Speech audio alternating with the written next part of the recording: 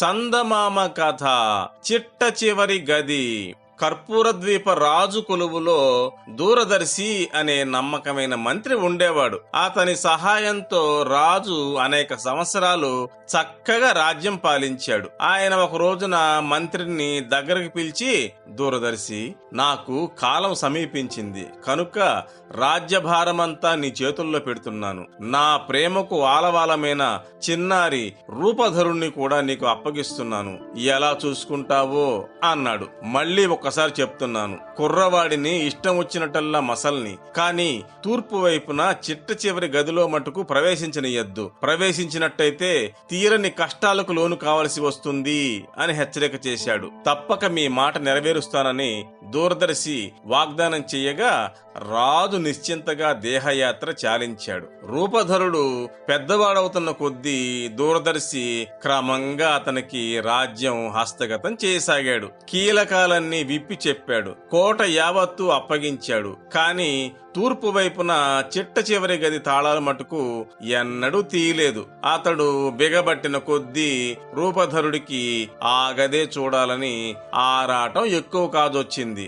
రూపధరుడు పట్టుపట్టగా మంత్రి ఇక కాదనడానికి వీలు లేకపోయింది. దూరదర్శి గది తలుపు తెరిచాడు. ఆ గదిలో త్రిలోక సుందరి అయిన ఒక చక్కదనాల చిన్నదాని పటం ఎదుట కనిపించింది. అది చూస్తూనే రూపధరుడు సోలిపోయాడు. మరికొంతసేపటికి తేరుకొని, ఈ సుందరి ఎవరు?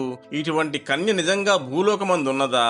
నిజంగానే ఉన్నట్టయితే ఈమెను పెళ్ళాడని జన్మ ఒక జన్మ అంటూ ఆమె చరిత్ర చెప్పమని కూర్చున్నాడు.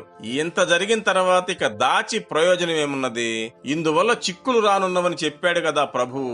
కాని కంఠంలో ప్రాణంనంత వరకు నా రూపధరుడికి ఎట్టి ప్రమాదము రాకుండా చూస్తాను అని మనసులో దృఢపరుచుకొని మంత్రి ఆ సుందర గురించి ఇలా చెప్పాడు. రూపధర, ఈమె హేమరాజపుత్రి స్వర్ణలత.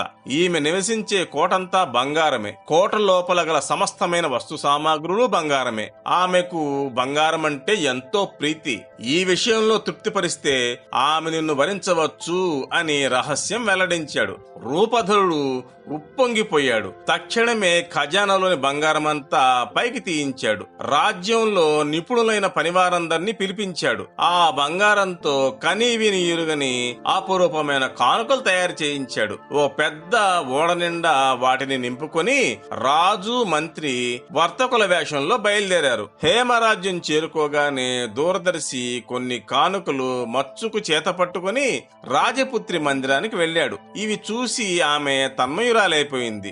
దూరదర్శి, అమ్మా, మా వద్ద గల రకాలు ఇన్ని అన్ని అని నోటి మాటలతో చెప్పనలవి కాదు. మీరు ఓడ వద్దకు వచ్చి చూసుకోవచ్చు అని చెప్పాడు. కానుకలపై ఉండే సరదా కొద్దీ ఆమె ఒక్కసారి చూసి ఇప్పుడే తిరిగి వద్దామనుకొని ఎవరికీ తెలియకుండా అతని వెంట బయలుదేరింది. స్వర్ణలత ఓడ ఎక్కి సరుకు చూడనారంభించింది. చూడమేంటి, ఆ అపురూపాలను తిలకిస్తూ పరవశురాలైపోయింది. ఇది కనిపెట్టిన రూపధరుడు ఓడ లంగరు విప్పేసి తెరచాపలన్నీ ఎత్తివేయమన్నాడు. అలా చేసేసరికి ఓడ శరవేగంతో పోసాగింది. కావలసిన కానుకలు ఎంచుకుని స్వర్ణలత ఇక మరలిపోదామనుకునేసరికి అప్పటికే ఓడ నడి సముద్రంలో ఉన్నదాయే.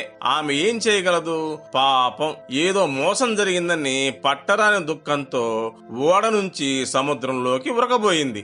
అప్పుడు రూపధరుడు ఆమెను చేరదీసుకుని బుజ్జగించి తాను ఫలానా అని తెలియజెప్పాడు. తన కోటలో ఆమె పట్టం చూడడం దగ్గర నుంచి అప్పటి వరకు జరిగిన కథ అంతా వివరించేసరికి స్వర్ణలత స్థిమితపడి చాలా సంతోషించింది. ఈ విధంగా రూపధరుడు ఆమెను సముదాయిస్తూ ఉండగా అక్కడ దూరదర్శి ఎదుట 3 పిట్టలు వచ్చి వాలి మానవ భాషలో ఇలా మాట్లాడుకోసాగాయి. అక్క, ఈ రాజకుమారుడు కష్టపడి స్వర్ణలతను తెచ్చుకున్నాడే గాని ఆమె అతనుకు దక్కే వరకు నమ్మకం లేదు. ఏమిటి అంటే, ఓడ తీరం చేరుకోగానే ఒక అందమైన పంచకళ్యాణి తయారుగా ఉంటుంది. అది ఎక్కి స్వారీ చేద్దామని రాజకుమారుడికి బుద్ధి పుడుతుంది. ఎక్కి ఎక్కడంతోనే ఆ గుర్రం అతనిని ఎక్కడికో తీసుకుపోతుంది. అందుచేత అతడికి రాజపుత్రితో ఎడబాటు కలగబోతోంది అని చెప్పింది. మరి ఈ అపాయం నుంచి తప్పించుకునే దారి లేదా అని రెండవ పక్షి అడిగింది. లేకేమి, ఆ గుర్రం జీవుల్లో ఉండే బాకు తీసి గుర్రం డొక్కలో ఒక్క పోటు పొడిస్తే అది చచ్చి ఊరుకుంటుంది అన్నది. అయితే ఈ కీలకం రాజపుత్రుడి చెవిలో వేస్తే తగు జాగ్రత్తలు ఉండవచ్చు కదా అన్నది రెండో పక్షి. అందుకు మొదటి పక్షి మళ్ళీ అక్కడే ఉన్నది చిక్కు. ఈ రహస్యం అతనికి ఎవరు వెల్లడిస్తారో వారు పాదం నుంచి నడుం వరకు శిలగా మారిపోతారు సుమా అని బదులు చెప్పి ఊరుకున్నది. అంతటా రెండవ పక్షి, చెల్లి, నీవు చెప్పిన గండం ఎలాగైనా తప్పించుకుని రాజపుత్రుడు బయటపడవచ్చు. కాని నాకు తెలిసిన ప్రమాదం ఒకటి ఉన్నది.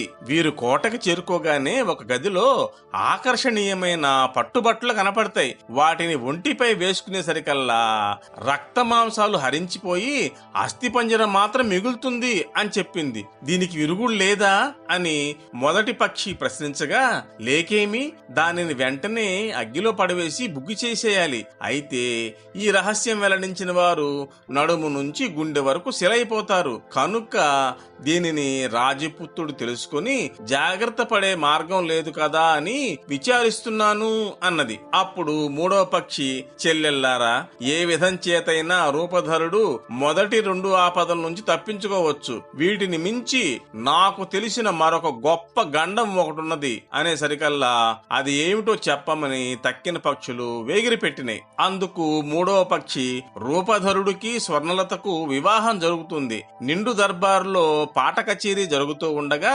రాజపుత్రి ముఖం పాలిపోయి ఆమె పడిపోతుంది. అప్పుడు ఎవరైనా ఆమె లేవదీసి ముద్దు పెట్టుకోవాలి, లేకపోతే ఆమె చనిపోతుంది. అయితే ఈ భోగట్ట రాజపుత్రుడికి తెలియడానికి వీల్లేదు. చెప్పిన వాళ్ళు పాదం నుంచి శిరస్సు వరకు శిలగా మారిపోతారు అంటూ చెప్పింది. ఇలా సంభాషించుకొని ఆ పక్షులు ఎగిరిపోయాయి. ఇదంతా విని దూరదర్శి మనసులో పెట్టుకున్నాడు. అన్నట్టుగానే ఓడ తీరం చేరుకునే సరికల్లా ఒక వన్యచిన్నెల పంచకళ్యాణి గట్టు మీద సిద్ధంగా ఉంది. సరదా కొద్దీ రూపధరుడు దానిని ఎక్కబోయాడు. అప్పుడు రహస్యం మెరిగిన దూరదర్శి ముందుకు ఉరికి దాని జీనులో ఉండే బాకు దూసి డొక్కలో పొడిచాడు. దెబ్బతో గిలగిల తన్నుకుంటూ పంచకళ్యాణి నేలని కూలింది. అంతగా తను మక్కువబడిన గుర్రాన్ని మంత్రి పొడిచివేయడం రూపధరుడికి కష్టమే అనిపించింది. అయినా తన మంచి కోసమే ఇలా చేసి ఉంటాడన్న నమ్మకంతో ఊరుకున్నాడు. ఈ గండం గడిచిన తర్వాత కోటకు చేరుకున్నారు. రెండవ పక్షి చెప్పినట్టుగానే సరిగ్గా ఒక గదిలో ఆకర్షణీయమైన పట్టు వస్త్రాలు కనిపించాయి. వాటిని తీసుకుని రూపధరుడు ధరించబోయాడు. కాని అతడి వెంబడే ఉండి కనిపెట్టుకుని ఉన్న దూరదర్శి గభీమని చేతిలోని పట్టుబట్టలు లాక్కుని హోమగుండంలో పడవేశాడు. అవి చొరచొరమని మండి పిడికుడు బూడిదైపోయాయి.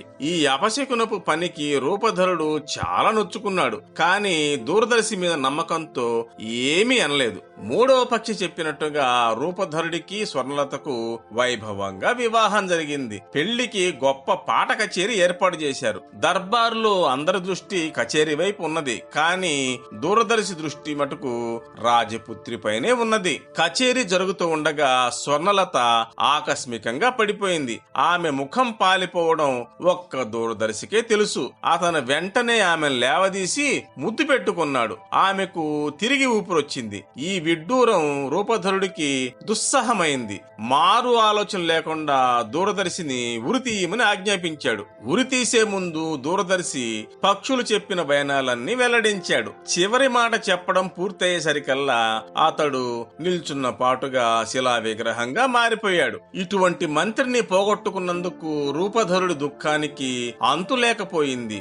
ఆ విగ్రహాన్ని తన పడక గదిలో స్థాపించి ఏనాటికైనా శాప విముక్తి కలిగి నా దూరదర్శి మళ్లీ నాకు దక్కుతాడా అంటూ విలపింపసాగాడు. కొంతకాలానికి ఒక రోజున మునుపటి 3 పక్షులు వచ్చి శిలా విగ్రహం పైన వాలినాయి.